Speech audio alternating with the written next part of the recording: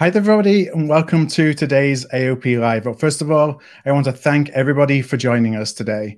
If you are new to the AOP Live format, it's really all about your questions. We have a single slide, which is really just some poll results throughout the entire conversation, but it's really the questions that you asked in advance and some of the own questions that we've come up with here at Art of Procurement to ask our guests. If you did submit a question in advance, I want to thank you so much for doing so. We did integrate those into the conversation today. And I also want to encourage you to ask questions throughout the session today. So my colleague, Kelly Barner, is going to be keeping an eye on all questions that you submit. You can do that using the box underneath this video. Those will come directly to us. And for all the questions that we get, we will ask as many as we can as we go through the conversation. So I want to do a quick introduction to today's topic. So today's topic is titled, Could the Great Resignation Lead to Better Procurement Talent? Now, workers are continuing to leave their positions, but, where is this going to leave procurement? From a procurement leadership side, we look at this. Is this actually an opportunity to review our operating models? Does this give us an opportunity to be more effective in what we do? Is the Great Resignation really a forcing factor for our organization design? We're going to talk a little bit about that. Also, from a personal perspective, what can we do from career perspectives to actually take advantage of these new trends? These are topics that are really close to my heart. I've been involved in procurement transformation, procurement operating model design for a long time, and of course, being a practitioner as well. So it's definitely a topic that I really enjoy talking about. And I will be welcoming on our guests to talk about this with me in just a moment or two. So my guests today are Joe Payne. Joe is the Senior Vice President of Source to Pay for Corcentric, and Jennifer Ulrich, the Vice President of Advisory, also at Corcentric. Both Joe and Jennifer are longtime friends and partners of Art of Procurement. They're also co-authors of Managing Indirect Spend, and I have a plug here, Enhancing Profitability Through Strategic Sourcing. So really recommend anybody who hasn't had the chance to take a look at that book. I have it here on my bookshelf to refer to often. So I'm looking forward to digging into some of the things that I'm sure Joe and Jen covered throughout the book too. So with that being said, let's go ahead and bring them on stage.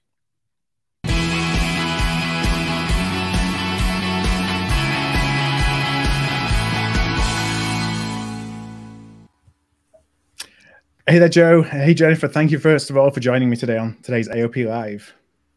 Hi, Phil.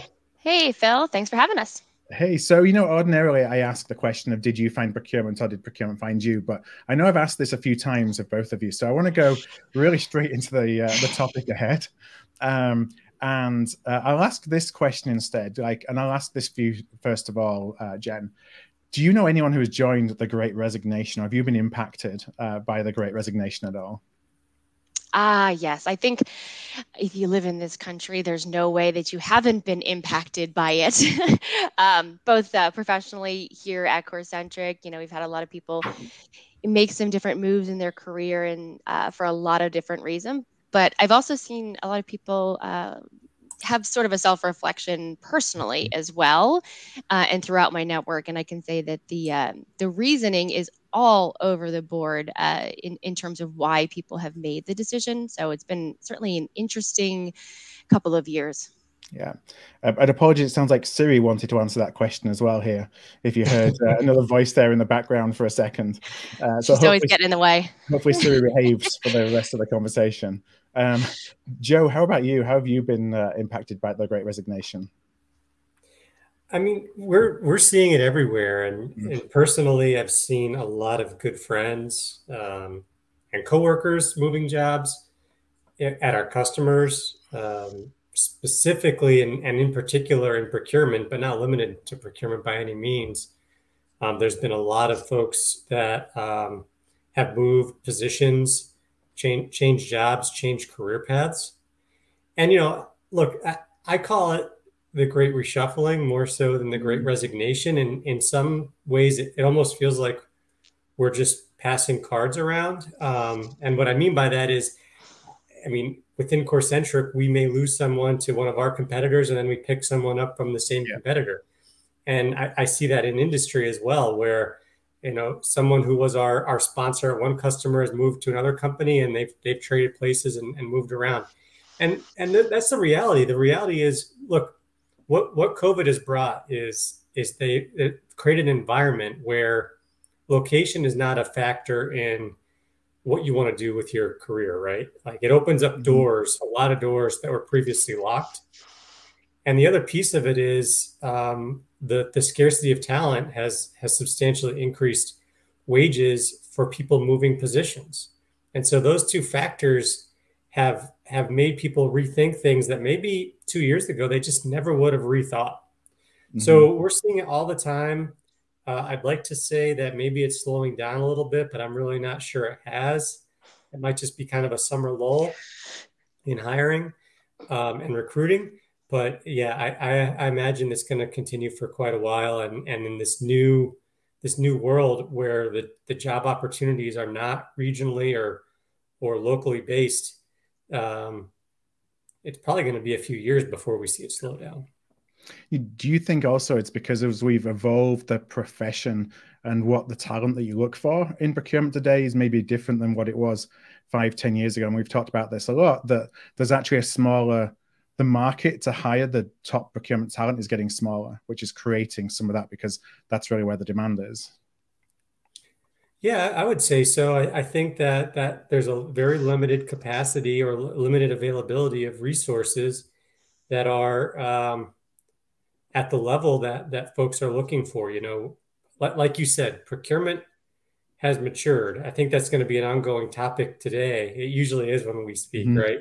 But the reality is, look, we know it hasn't reached its full potential yet. But if I look back 10 years, you know, where we were still explaining to folks what best practices are for strategic sourcing, those things are kind of old hat now.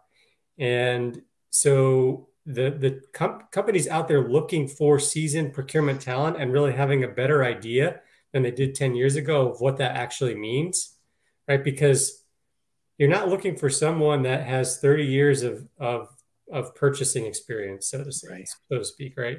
You're looking for something a little bit different than that. And there's just limited resources out there right now that have that type of experience.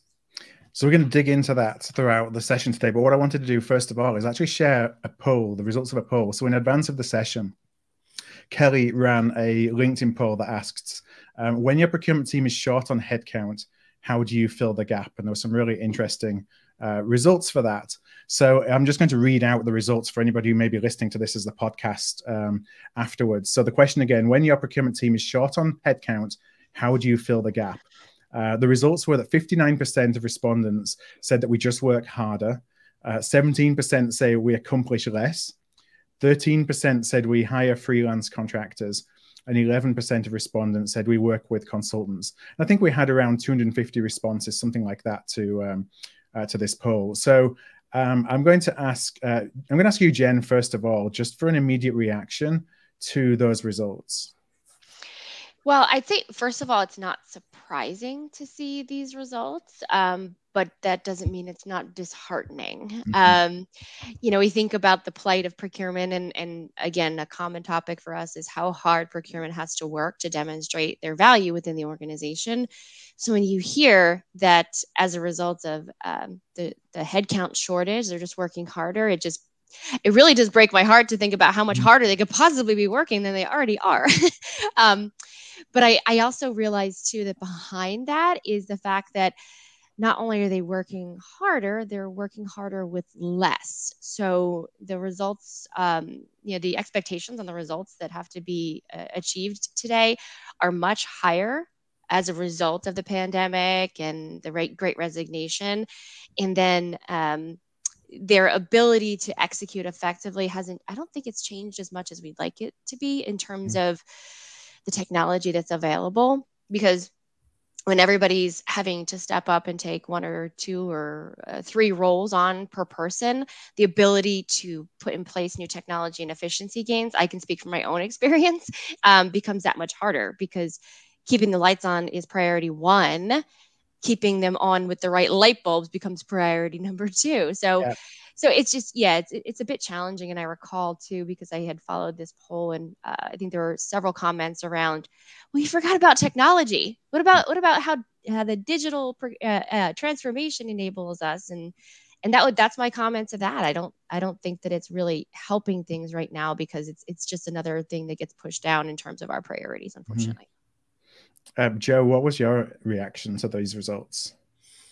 Yeah, I had two kind of top level thoughts on this. One is I think that at least half of the folks who said working harder are actually just really accomplishing less, and they think that they're working harder to accomplish the same, but that's not the case. And the other thing is, I would say that the work harder and accomplish less should really be combined. They are in a sense one and the same. The reality is working harder means you're going to be reacting more, right? You have less ability to be proactive, to think more strategically, to try to think one step ahead. And so you create this spiral, right, where you're reacting to situations that maybe you didn't even have to react to if you had more time to think strategically about them in the first place.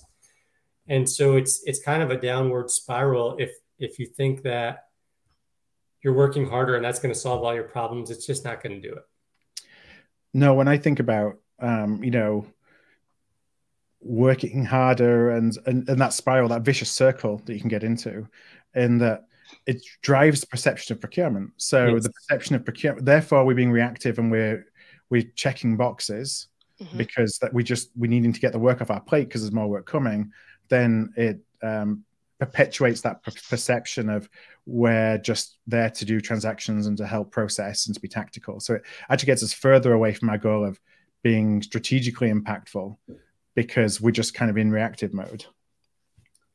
Yes, and that is a big concern that I've seen with our customer base that has been impacted by the Great Resignation or the Great Reshuffling. There is a general awareness that with less resources, their ability to continue the momentum that they've had within their organizations, both in terms of things like stakeholder engagement, but also enforcing policy, enforcing compliance. A lot of that was able to be done because they had resources that could execute on the most, from tactical to strategic, right? And without those resources, the business is going to say, well, yes, this is your policy, but if you can't fulfill your policy with resources to help me, I'm going to kind of do it my own way because my own way is easier. And so customers, I'm seeing it at our customers where they're very much concerned with, is the perception of procurement going to be impacted if I can't deliver the way I used to deliver? Now, how sustainable, Jen? I'm going to bring you in for this one. How sustainable is just working harder? At what point? Yeah.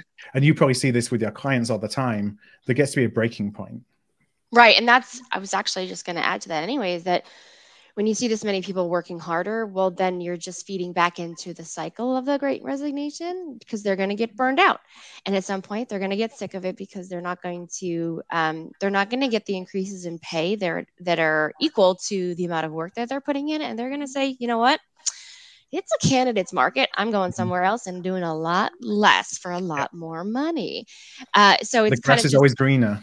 Yep. Right. So you're just kind of reinforcing that cycle. And then also, just to complement what you both were saying, what I'm seeing with our clients is they're having to pick and choose what initiatives they can work on and what not.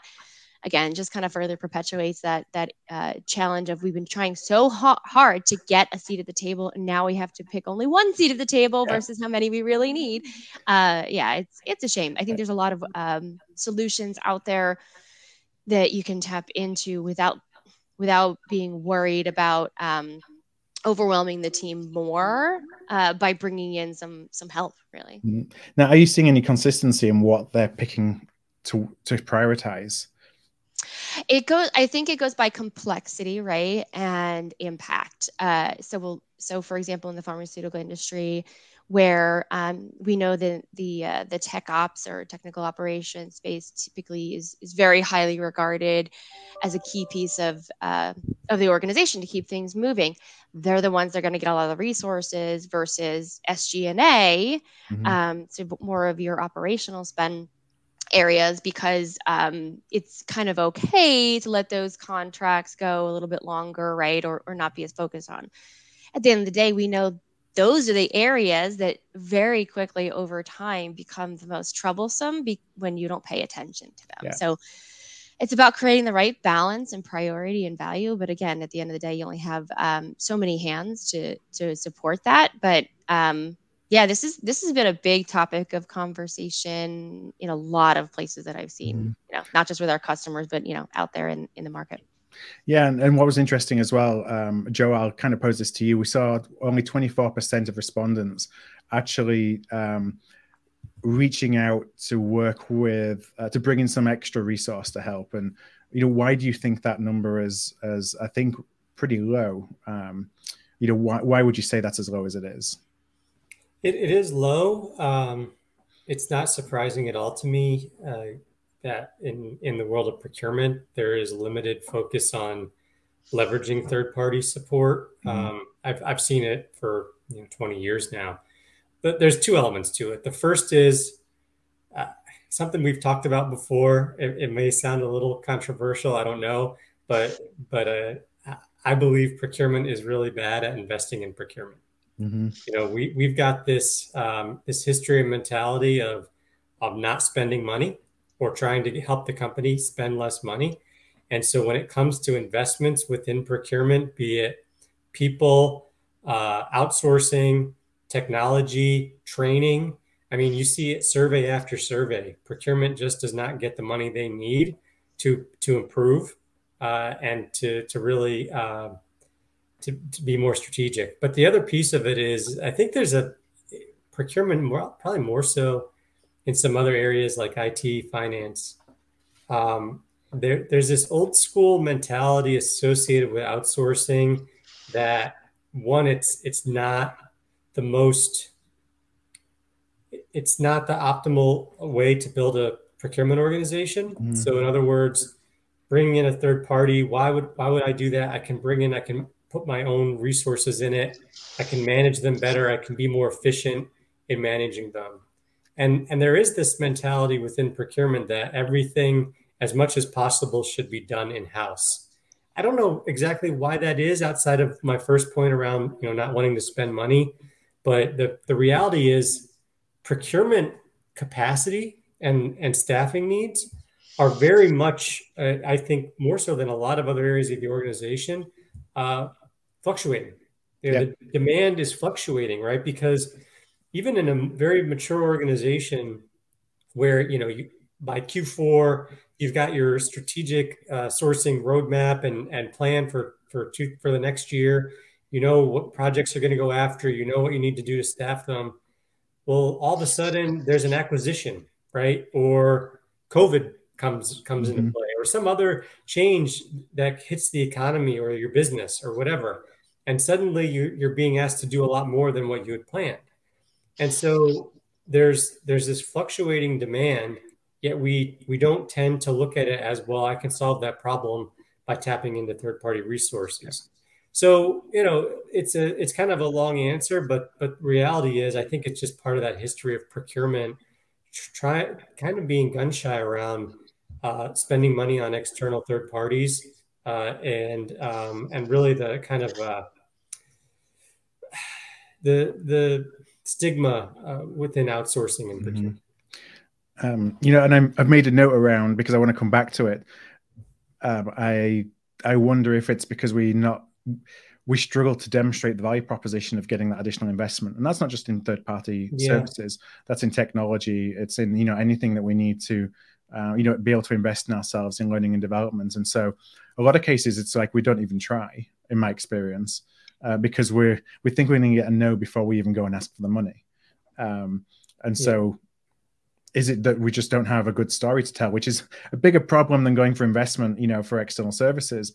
It strikes at the heart of what is the procurement value proposition for the companies we support. And we always tend to default to hard dollar savings, right?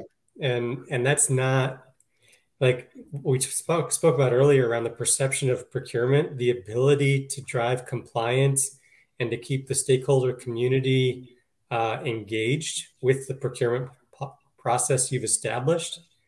That's not about finding additional hard dollar savings. That's about just keeping what you have, right? Keeping the influence, keeping the monitoring going.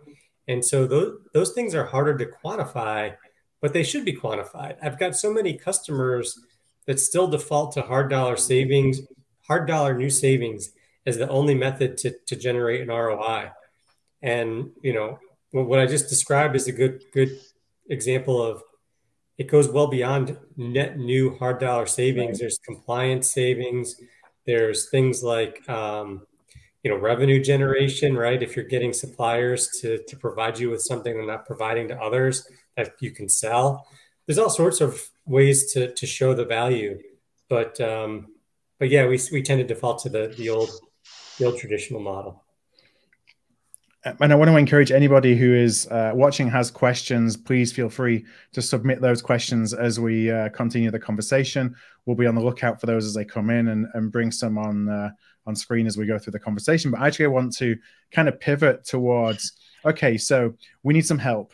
We've kind of seen that a lot of folks in the community are saying that we're either doing less or we're working harder. So how do we get some help in the short term?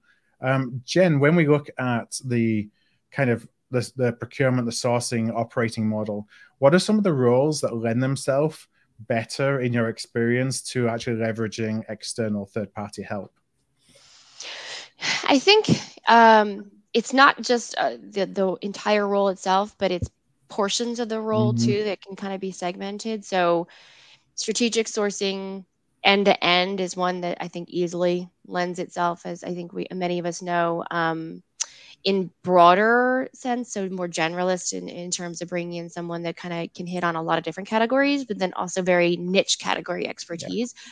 So many firms out there, right, that have very specific specialties with bringing the right expertise to the table that even outside of this environment, you may bring them in anyway for a particular need. And then there's the segmentation of the role too. And I've seen that be really successful if you have the right partnership with in the client relationship, right, where you can keep one side of it being the stakeholder facing while the external party is interfacing with other third parties, right? And again, if that works well, if you set it up the right way, you can be very successful. And I encourage that hybrid approach because I think it's important that as we're continuing to help push the value procurement, that your internal team should be interfacing with the stakeholders, developing those relationships, being that face and name that they can count on, and then pushing the other work to an outside party, the heavy lifting with the analytics, just a lot of that logistical back and forth with the supplier, developing RFPs, refining templates, all of that I think can be easily thrown to a third party in the right support model. And, I think I was thinking about this as you two were talking about the outsourcing piece, and it folds into this as well in terms of having that right partnership. Finding the right outsourcing partner is just like finding any other resource internally. You're not going to hire the first one you speak to, without having someone to compare them to. And it's more than just having the right expertise that the firm or the third party brings. It's about having the right personalities. You're going to be working with these individuals on a regular basis. You want to get along and actually like each other, like your coworkers, right? So I think so many people have hired an outside firm with the wrong criteria in mind, thinking they have expertise. But my goodness, I just can't stand working with this person. Well, I don't care how smart or great they are in a particular category if you don't want to actually work with them every day. Same goes for your coworker. So there's a lot of factors. I think the stigma that goes with outsourcing is it's from bad experiences that are very real. Yeah, from that culture perspective, I've delivered outsourcing services as well for a part of my career and seen engagements that have succeeded and engagements that have failed. And ultimately, it comes down to culture and cultural fit. And you may, I don't want to ever advocate for, missing goals or anything like that. But at the end of the day, people are going to advocate for you based on the cultural fit and where they felt that they helped you. If you have missed your goals and they don't like you, then they're going to use that against you.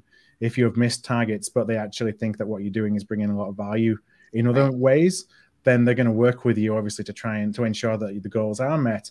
But it's not going to be a finger pointing, let's bring out the contract conversation. It's more collaboration around service provision and have you got the right things in scope and have we got the right stakeholder engagement and all, and those are the kinds of conversations that you have. Yes, definitely. Go ahead, Joe. Sorry.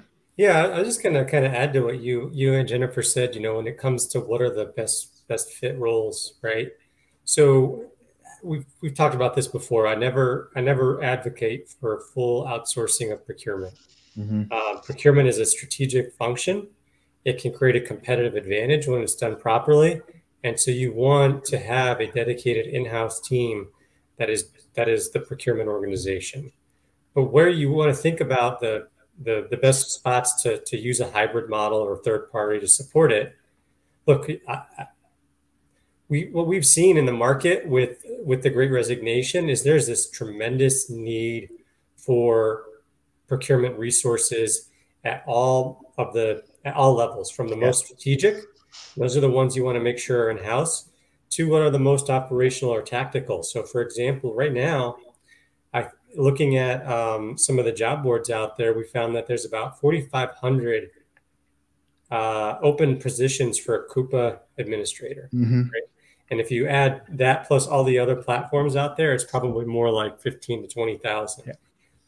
And you're going to compete for that resource, that open headcount, and you're probably going to pay double what you would in a normal environment because there's just a scarcity of resources with that experience.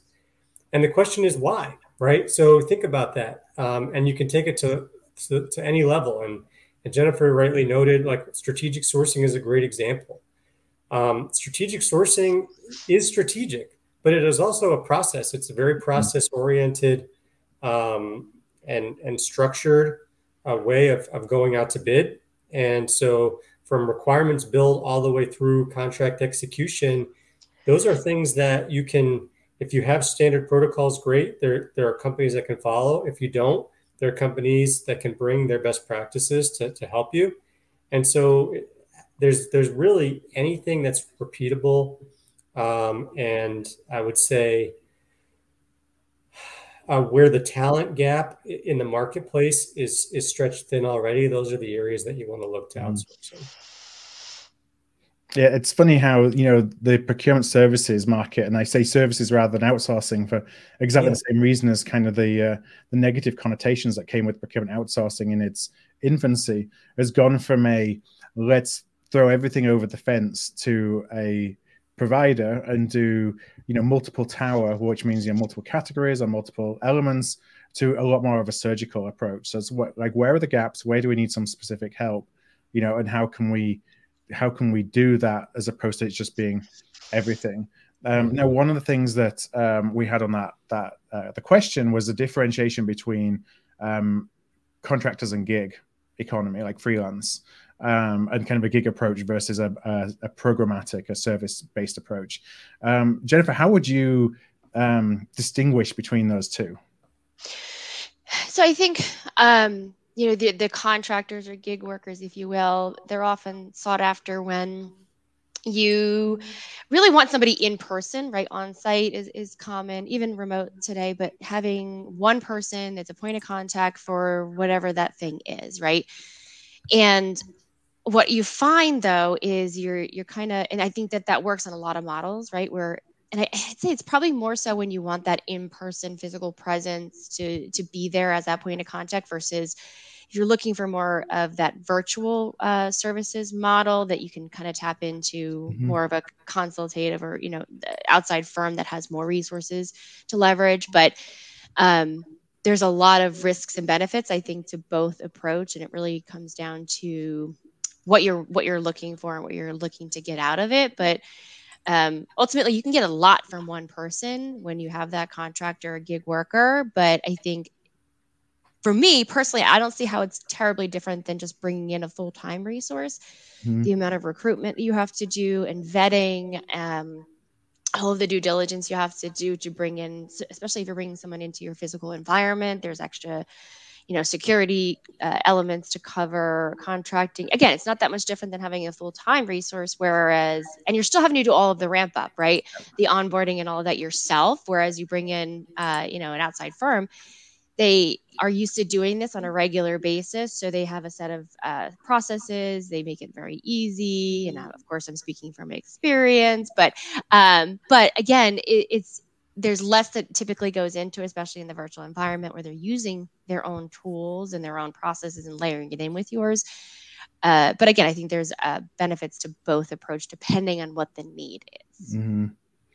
Now, the folks who are actually typically delivering, advisory services and procurement services, what kind of backgrounds, is the kind of the typical, I don't want to say consultant because consultant has a negative connotation sometimes, but what are some of the backgrounds that you typically see in folks who are sourcing advisors, let's say, from a procurement services firm?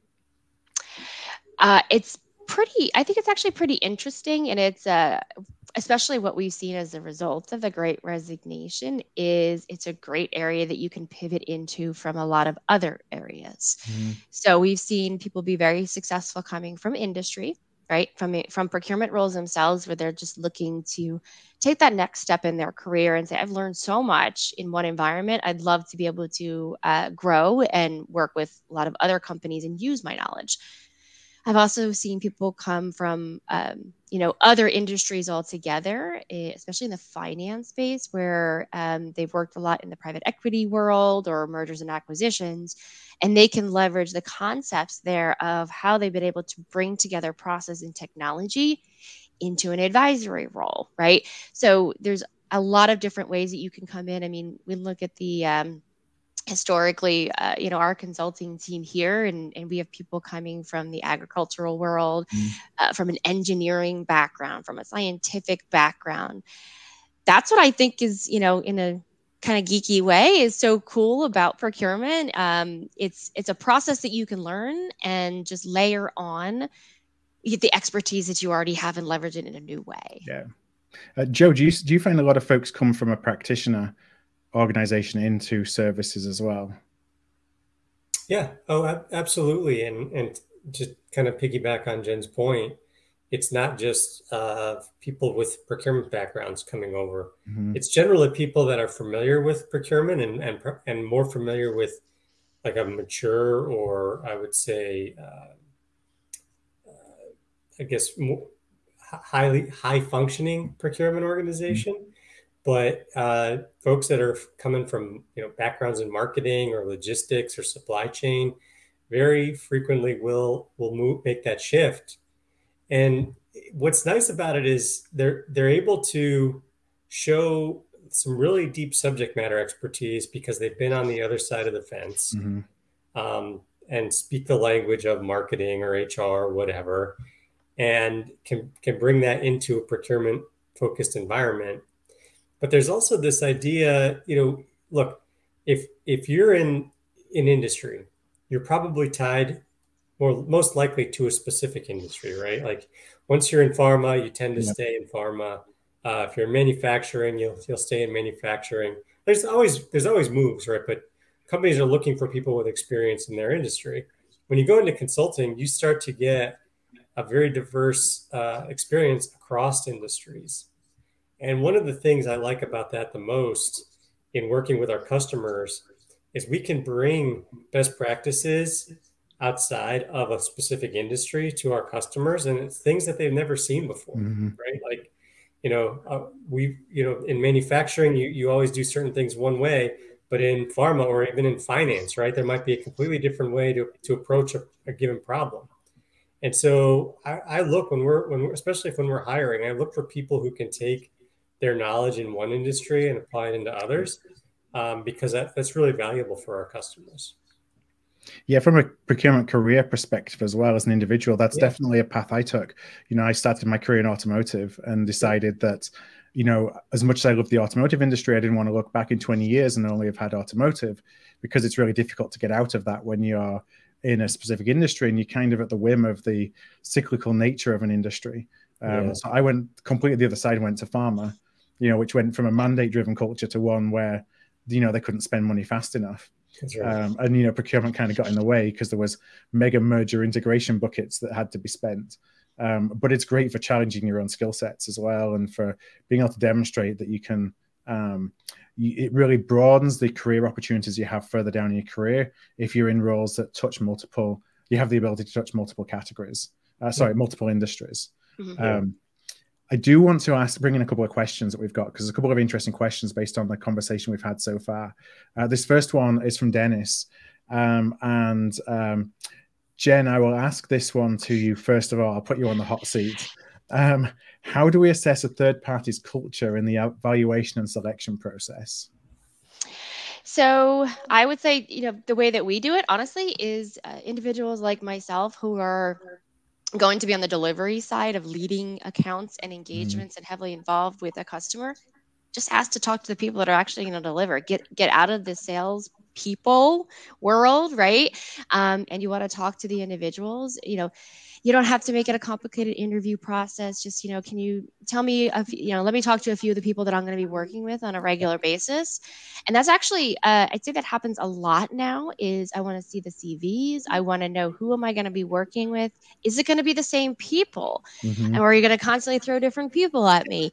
But yeah, just have conversations with them, make it pretty casual. It doesn't have to be an overly formal process. And in fact, the more informal it is, I think, it is where you're able to really shine and show your personality and say that, do I like this person or not? And it's all about first impressions too. Like, I've had so many first conversations where, like, oh my gosh, we're not going to work well together at all. and everybody feels it. Or others where you just click right from the very beginning. You're like, yep, we're going to work together.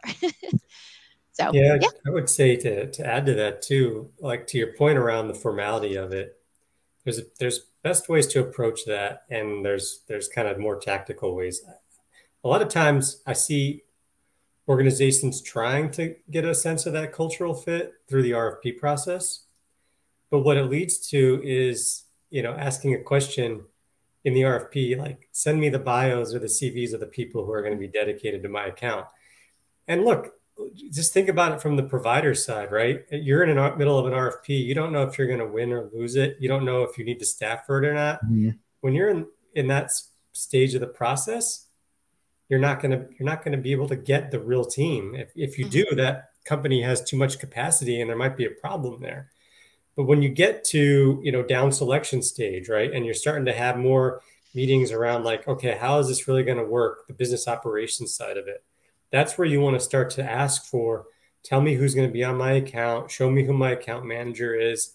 Can we have some workshops with them? And then ask them questions about specific challenges that you've had within your organization, right? If you've had problems with compliance or change management or getting engagement from, a particular group within your organization, bring those to light with the team that you're going to be working with, and see how they would resolve those issues or help you solve those problems. That's the best way to approach it, right? Is that, are these folks understanding my needs, and are they trying to adapt to my culture, to my situation and my industry, or are they just kind of bringing a static process and asking us to adapt to that? Yeah, and there's a couple of things I wrote down here as well that you could ask them. One is, how do you hire? Because as you said, Joe, that's a good one. You talk about the fact you may need to staff up for a particular project if you win it. So you may not have folks on the bench that can come, and because if possible, you always want to bring folks to the, the presentations and things that are going to be working on the account, but maybe you can't do it. So how do you hire? The other thing I wrote here was, how do you allocate projects? Because you can get into this phase where, you've shown kind of the A team, and you talked about the expertise, but then when project allocation comes around, it may just be, well, it depends who's available and on the bench versus, who's the right fit for this project. Right. The other thing I would say is that, again, in my experience, I don't want to say the smaller the organization, but when you get away from kind of the mega companies in the space, there's more of a consideration about culture, because it has to work on both sides. When it's a much larger organization that you may be talking to, it's more around how do you fit in with their model. But you need to make sure as an employer that you're working with clients that your teams want to work with, or else it's going to continue to lead to, attrition on your side too.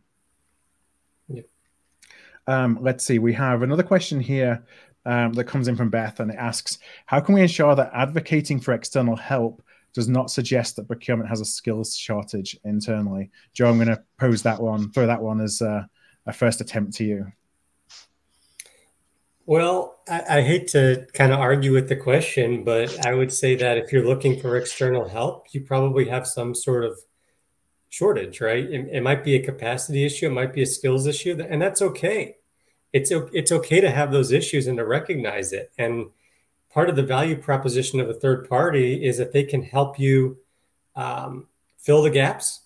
Mm-hmm. Because again, kind of going back to that idea that procurement always wants to have everything in house. Think about, in a standard company, telecommunications costs, right? They could be pretty exorbitant. But those contracts come to term once every 3 years. Do you need a telecommunications expert to source that category effectively? Or do you just want to tap into a third party that can come in every 3 years, has seen what is going on in the market those 3 years, understands price models, understands changes in the market, new entrants, folks who have exited, have seen the new pricing models, have seen contract structures, tap into them for a limited period of time, get the value that you need, and then move on. In a real world business case, that variable versus fixed cost model, third party versus in-house, to a CFO, that's going to be a no-brainer, right? Like, do you need an internal resource to do all this work, or a third party that can do it in a shorter amount of time and then goes away from a cost perspective? They're always looking for those variables. So I would suggest you do want to show that there's a skills shortage, and what you're asking for is to do more than what you're able to do in-house. And then to be able to tap into that resource on an as-needed basis. And the last thing I would mention there is part of that business case or that conversation could be the best companies, the best third parties are going to help you fill the skills gap for the future, right? So if you need an outsourcer for a project or a set of projects, and you can find one that will also kind of show your team how they did it so that you can then replicate it in the future, that's a good and compelling piece of the business case, which is we need someone now, and next time we think we can do it on our own. Yeah. That's a really important part, is the knowledge transfer, sometimes missed in the business case for like the best third parties that you work with will come in recognizing that ultimately they want you to be better at doing this if they can help you. Yes, there's, I think that when I look at that question, I look at it in two ways. One is that, having skill shortages is more really related to transformation as opposed to, kind of ongoing managed services. Right. Ongoing managed services, as you say, is about identifying and managing gaps that you have because you just don't have the scale to be able to do everything. Whereas the skill shortages is probably more when you're making a business case for transformation. Jennifer, any kind of comments or reactions to yeah. And actually, I was just going to piggyback off what you just said, because I think that's a really good point too. And where I've seen at least our engagements be most successful is when we can evolve together. So where we may be brought in initially to be the sourcing team when there is no sourcing team or no procurement function, but we're there to partner and be that trusted advisor to the individual that's looking to build procurement in their organization. And you can grow with them over time and evolve your relationship to, from being that front end and doing everything to slowly stepping back and letting the category management team come in and start to develop the relationships, helping write the policies and procedures, and then they're carrying it forward. And then over time, again, continuing to shift where you become more of that back end support, and then slowly move into more of a tactical managed services component where you're just taking in, the 3 bid and a buy and taking off all of that tactical or transitional work from the strategic team. To me, the value proposition there is just incredible, right? And probably pretty unique to find an organization that can do that and not be pushing for that next big thing every 6 months, right? Like, adapt to that client's culture and work with them in the right amount of time at the right pace. But to your point, that's transformation. That's not outsourcing. That's, growing together. And my goal is always teach them to fish, right? Ultimately, they're going to be fishing on their own someday. So let's make sure that they're enabled to do that. And most of the clients that see that that's really your goal is to make sure that they're enabled with the right tools and empowered, then they're going to appreciate that more than just, I'll throw more resources and more bills at you. Yeah, the worst thing that you see is the end of an engagement where you leave because of, maybe the business case has changed or for whatever reason, and they're basically left in the same situation as they were when you started. And that's kind of a miss on everybody, on those occasions when it does happen. We have a question from Joanna, which is, what if we hire based on the culture relationship with an advisory firm? So we like the advisory firm we work with, but from a culture perspective, but it just doesn't click with a consultant. How do you manage those situations? And Jen, I'll ask you that one first. Yeah, it happens all the time, right? You can't get along with everybody. There might be a clash. We have different communication styles, different management styles. I think hopefully in that type of a scenario, you'll have a good relationship with someone at the sponsorship level, executive level. I mean, at least I know from our experience, we have multiple layers within the account management structure so that, if you're not comfortable maybe talking to your project manager, that you can go to the sponsor. And if you're not comfortable with them, you can go to the executive, right? There should be someone that you developed a good relationship with and a good rapport that you can say, hey, look, I love working with you guys. It's just not working with this particular person. And there's lots of ways that hopefully if the firm can recognize that and be flexible with it and say, hey, look, I can provide another resource in the front end. This person's probably going to have to be on the back end from a subject matter expertise standpoint, but we can rework the model in a way that adapts to your needs in whatever way. And we've done that so many times. So many times we've had to kind of work around and shift different roles and responsibilities to make it work. And you can't get offended by that stuff, right? It's just, we're human beings and not everybody gets along. And I would add to that to do it early. The worst thing that happens is when there's that disconnect for whatever reason with personalities, and it's left, and then you get to a point where you point past the point of no return, and it comes into a really big problem because everybody kind of wants to work on it, but you can't fix what you don't know is broken. Yep. That's transparency is so critical. And if you don't feel like you can be honest with your provider, then there's probably an inherent issue right there. Yeah. I think that's really, I'm sorry, go ahead, Phil. No, please. I was going to say, I think that's really a critical component of the model is the flexibility and the adaptability of a managed service. So if you think about making sure that when you're contracting with a provider, you're going through what are my escalation points, right? How do I get to, as Jen was mentioning, if you don't want to say it to that person or to your account manager, how do you get up to the level that you are more comfortable with having that dialogue? And then, the reality is that is one of the major differences between tapping into a managed service versus a contractor or a single individual, right? Because you can't if you hire a single individual and you do all the vetting, you see the resume, it looks great, you have conversations, they sound great. And then we've probably all experienced it either with a for-hire employee or a contractor. They show up and it's just not what you expected. Yeah. If you find that with an individual, you then have to start over from square one, right? And you might have lost 2, 3, 4 months in the process. If you're using a managed service, that transition period could happen in days or maybe a week or two, right? But it fixes the problem. So that's an important distinction, is that individuals are really only as good as the individual versus a third party. You can tap into multiple resources to make sure you get what you want. Now we started the conversation talking about the Great Resignation. I want to kind of, with that in mind, but also thinking about the economic situation that we're in right now, from a business case perspective, does the times that we're in change the ability that you see of your clients or prospects to get business case approval for managed services, for example, versus FTEs? Like, do you see money going in towards like the cycle essentially of, well, we can hire contractors or external support partners, or we can hire FTEs, and how that may change because of the macro conditions? Anything you're seeing, Joe, or that you've seen, in previous cycles?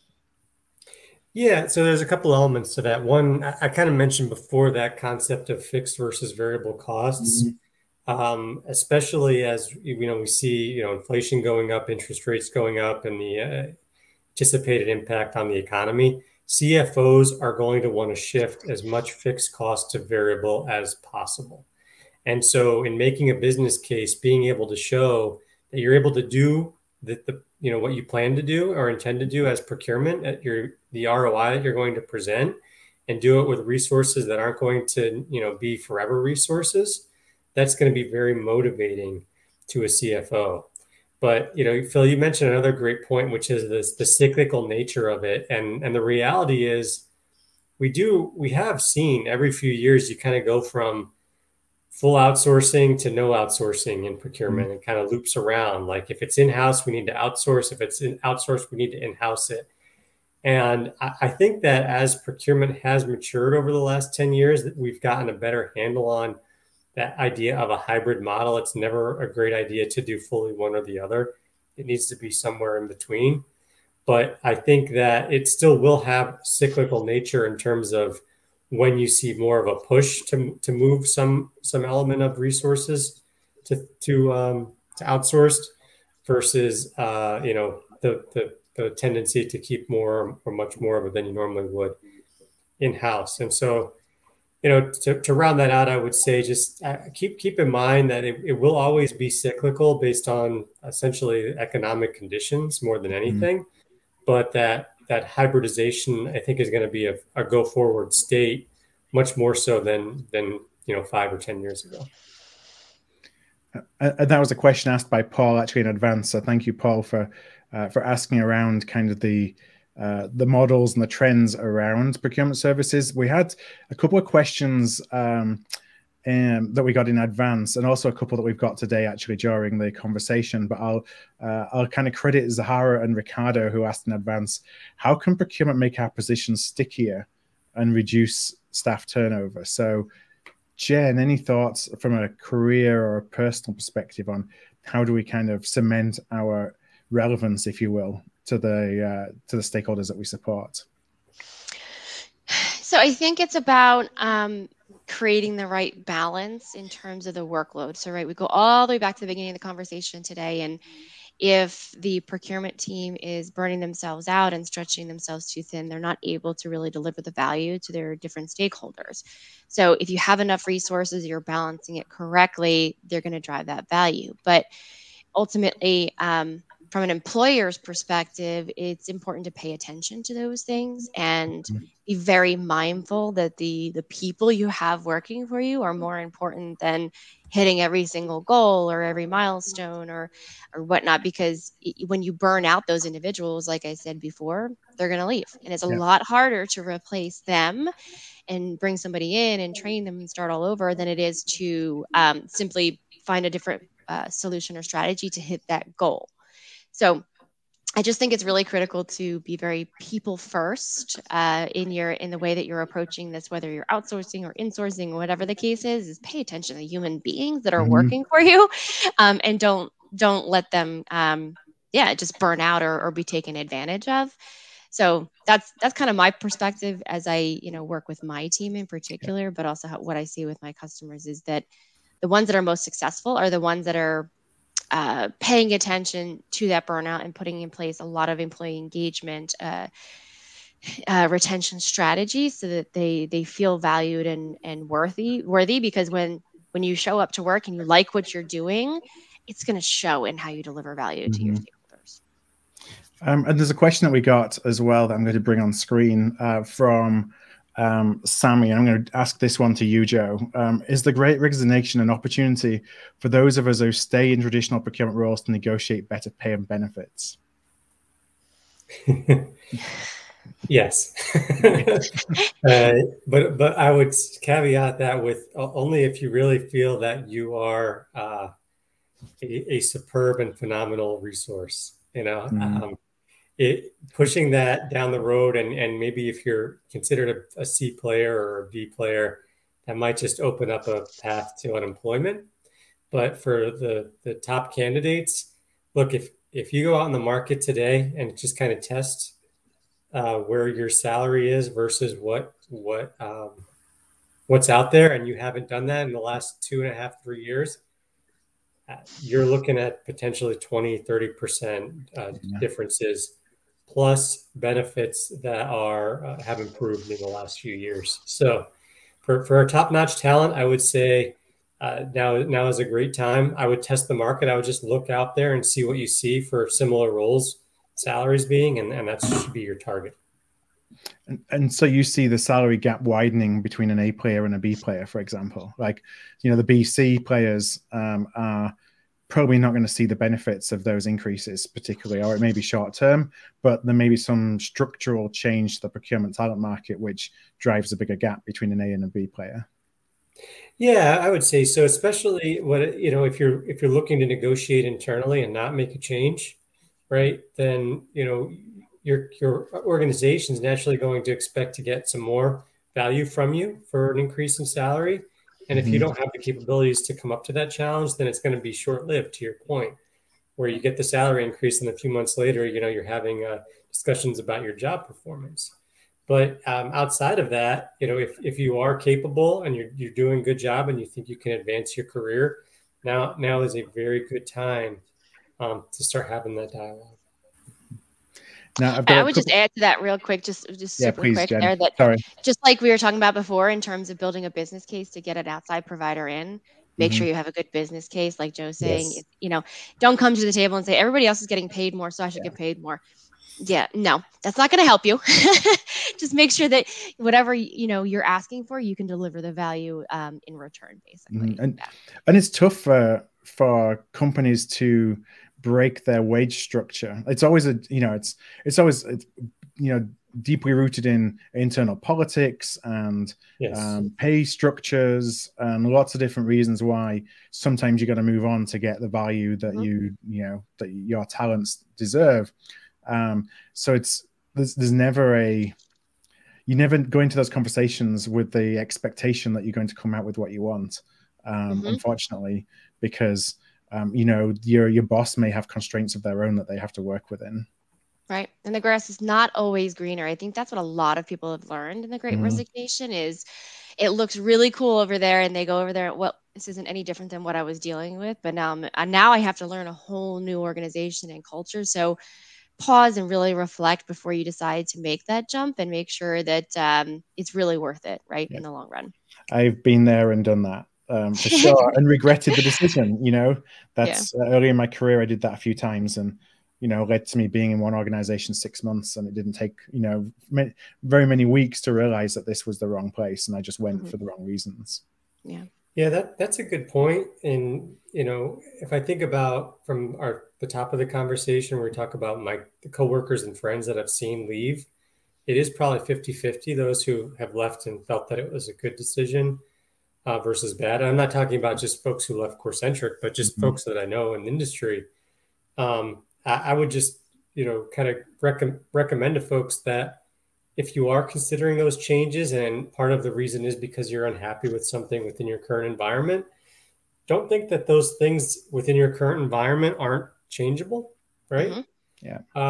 If you think that there's a future within that organization, look to change the things that you don't like. Work with your leadership, work with the parties that are impacting that, and see before you make a jump if you can make a change, because it could be better for you and it could be better for the company as well. Now, I've only got a couple of minutes here, so I'm going to sneak in one last question. Joe, I'll just pose this one to you. That Jennifer mentioned on-site versus virtual right at the very beginning. Should we determine our preference on that before we decide how to fill our talent gaps? Yes. Yeah, you have to. But I would also say this is another one of those things that I think procurement people naturally default, even in this post-COVID or where we are in COVID world environment, that everyone needs to be on site. And we've learned that it doesn't have to be that way. We've learned that we can get the right level of engagement or the necessary level of engagement without it. And so that on-site model, I think, has some advantages, but only for key resources. And think about what those resources are if you have an on-site mentality and an on-site culture, and consider not being fixated on that for the ones where it isn't absolutely necessary, because it opens up broader sets of talent, right? Yeah. Looking at things from across the country, or like we've got folks today on our team, they're Americans, but they're living abroad, right? And I could have never done that post-COVID, have someone living in Egypt that's working on projects for U.S. customers. It's a U.S. based resource, but they're living in Egypt right now. And so it just opens up so much more talent if you can get away from the on-site model, but it's not something obviously you can do for every position. Well, we're at the end of our time, unfortunately now. So I want to thank you, Joe. Thank you, Jennifer, so much for the conversation. I know that we can talk operating models for a long time, and we often do, because it's something that we're all kind of passionate on, the ability to really think about how do you use internal and external in a way that really helps you drive more impact for your business. And it's not necessarily in a, the old school lift and shift models that that a lot of folks may still have a perception around what procurement services and procurement outsourcing is about. So before I do wrap up, I just want to thank you, Jennifer. Thank you, Joe, for joining us today, and thank all our audience for being with us as well. Thank you. Thanks, Phil. All right. Thank you very much, everybody. Take care. Talk to you later. Bye-bye.